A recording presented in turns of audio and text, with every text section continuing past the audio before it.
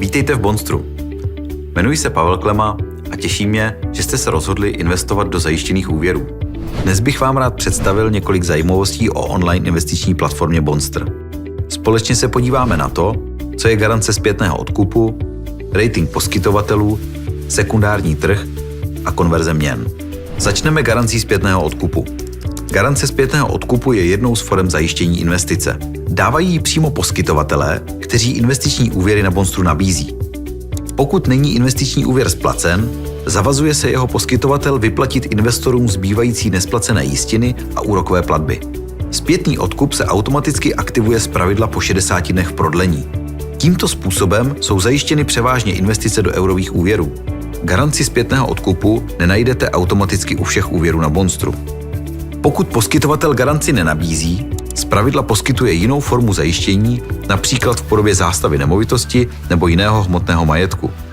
V případě nesplácení úvěru dlužníkem je zástava prodána a výtěžek je využit k vyplacení investorů. Při investování na Bonstru se vyplatí sledovat bonitu jednotlivých poskytovatelů úvěru. S tím vám pomůže rating poskytovatelů.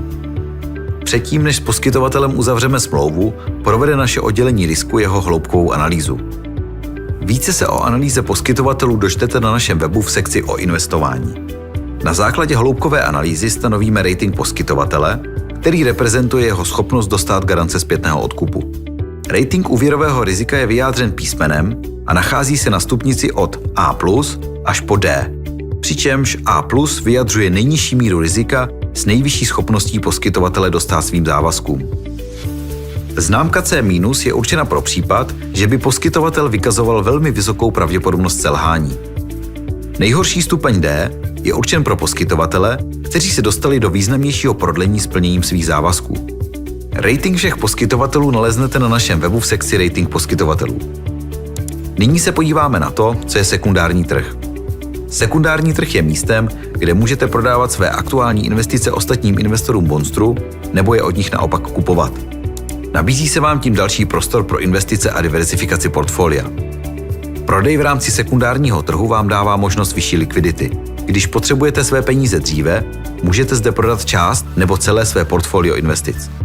Při prodeji na sekundárním trhu je možné cenu úvěru navýšit a tím vydělat více, nebo naopak zlevnit a prodat ho ostatním investorům rychleji. Na sekundárním trhu se můžete dostat k nákupu investic za zvýhodněných podmínek nebo k úrokovým sazbám, které v daný okamžik nejsou na primárním trhu dostupné. A nyní se podíváme na konverzi měn. Ke snadnému obchodování na Bonstru přispívá rychlá a jednoduchá konverze měn. Český investor má k dispozici nejen úvěry v korunách, ale také v eurech. Pokud se rozhodnete investovat do eurových úvěrů, není třeba zakládat si u banky eurový účet. Přímo v platformě lze jednoduše směnit koruny na eura. Konverze měn proběhne okamžitě. V případě dalších dotazů k investování na Bonstru doporučujeme nejdříve navštívit stránku Časté dotazy.